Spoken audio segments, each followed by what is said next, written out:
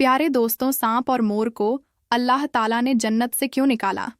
शैतान को जब यह पता चला कि हज़रत आदम अलैहिस्सलाम को जन्नत के तमाम मेवे खाने की इजाज़त मिल चुकी है, लेकिन गंदम के दाने को खाने से मना फरमाया है। जन्नत में शैतान का दाखिला मना था। शैतान 300 साल तक इंतज़ार करता रहा कि कोई जन्नत से बाहर आए और उससे अपने मतलब की बात। प्यारे दोस्तों, हज़रत आदम अलैहिस्सलाम में अल्लाह ताला ने रूह भी नहीं फूंकी थी।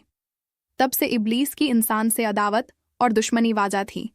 फिर अल्लाह ताला ने हज़रत आदम अलैहिस्सलाम में अपनी रूह फूंकी। जैसे ही रूह उस मुज़मे में सर की तरफ से दाखिल की गई तो हज़रत आदम अलैहिस्सलाम को छींक आ गई। हज़रत आदम अलैहिस्सलाम से कहा कि अल्हम्दुलिल्लाह कहिए। उन्होंने कह दिया। अल्लाह ताला की उस तारीफ़ के जवाब में अल्लाह ताला ने फरमाया कि तुझ पर तेरा रब रहम फरमाए। जब रूह उनकी आंखों में दाखिल हुई और उनकी आंखों ने जन्नत के फलों को देखा तो गौर और फिक्र करने लगे।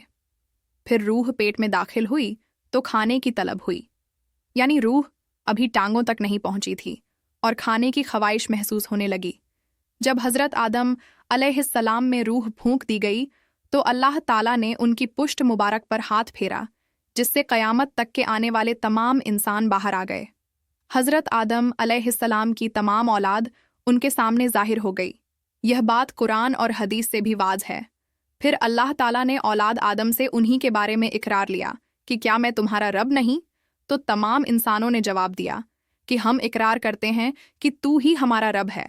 अल्लाह ताला ने हज़रत आदम अलैहिस्सलाम में अपनी रूह फूंककर फरिश्तों और जिन्हों से इंसान को सजदा करने का हुक्म दिया। इब्लीस के अलावा सब ने हज़रत आदम को सजदा किया। अल्लाह ताला ने इब्लीस से पूछा कि तुझे किस चीज़ ने सजदे से रोक दिया? तो उसने जवाब दिया कि तूने मुझे आग से पैदा किया है और इसे मिट्टी से गोया मैं इससे बेहतर हूँ।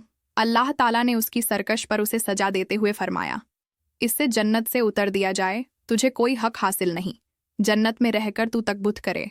इब्लीस ने जवाब और कहा कि मुझे क़यामत तक मोहलत दे दीजिए, यानी कि इतनी लंबी उम्र दे दीजिए कि क़यामत तक मुझे मौत न आए, जबकि तमाम इंसानों को दोबारा जिंदा किया जाएगा।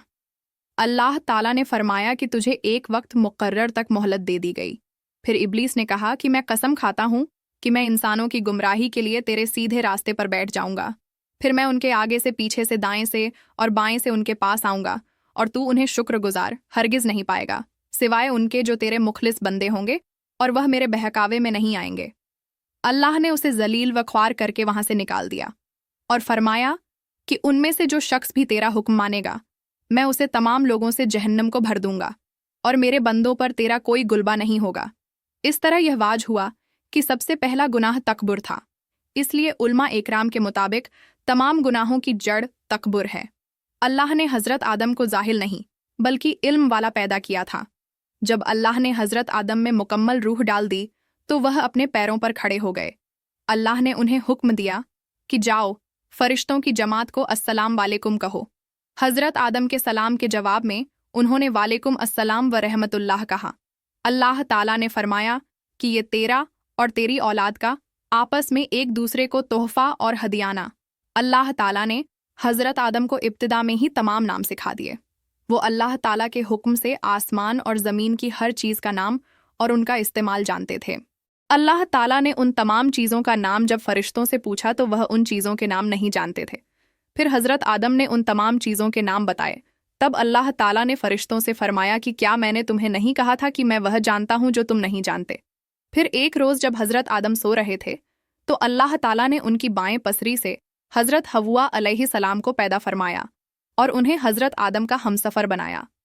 जब हज़रत आदम बेदार हुए तो उन्होंने हज़रत हव्वा अलैहिस्सलाम को पास बैठे देखा। उन्होंने पूछा कि तुम कौन हो? उन्होंने जवाब दिया कि मैं औरत हूँ, हज़रत हव्वा। क़यामत तक आने वाली तमाम औरतों में सबसे ज़्यादा खूबसूरत थी। हज़रत आदम और हज़रत हव्वा दोनों जन्नत में रहते थे। उन्हें नूर का लिबास पहनाया गया। जब इब्लीस ने उन्हें गुमराह करना शुरू कर दिया और अल्लाह ताला ने जिस दरख्त के पास जाने से उन्हें मना किया था, शैतान ने उन्हें वहीं खाने पर मजबूर कर दिया और उस पर झूठी कस्में भी खाई। उन्होंने उस दरख्त से खा लिया और अल्लाह ताला की नाफरमानी के मुरत हुए। अल्लाह ताला ने उनसे नूर का वो लिबास ले लिया और वह नंगे हो गए। वह उस दरख्त के पत्तों से अपने आप को ढांपने लगे, लेकिन उस गुनाह के बाद गरूर तकब्बुर की जगह वह अल्लाह ताला से माफ़ी मांगने लगे और उसकी मगफिरत के तलबगार हुए। इससे यह बताया गया कि ख़ता इंसान की फितरत का हिस्सा है, क्योंकि वह फरिश्तों की तरह मासूम नहीं है।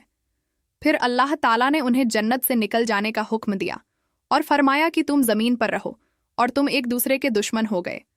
फिर वह दोनों ज़मीन पर उतरे और उन्हीं के साथ इब्लीस भी ज़मीन पर उतरा।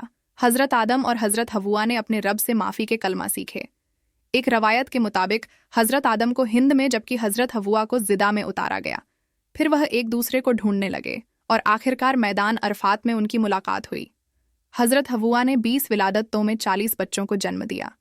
हर विलादत में एक लड़का और एक लड़की पैदा होती थी। सबसे पहला जोड़ा काबिल और उनकी बहन कमीन का था, और इस तरह ज़मीन पर नस्ल इंसानी की अफ़ज़ा इश्तरह शुरू हो गई।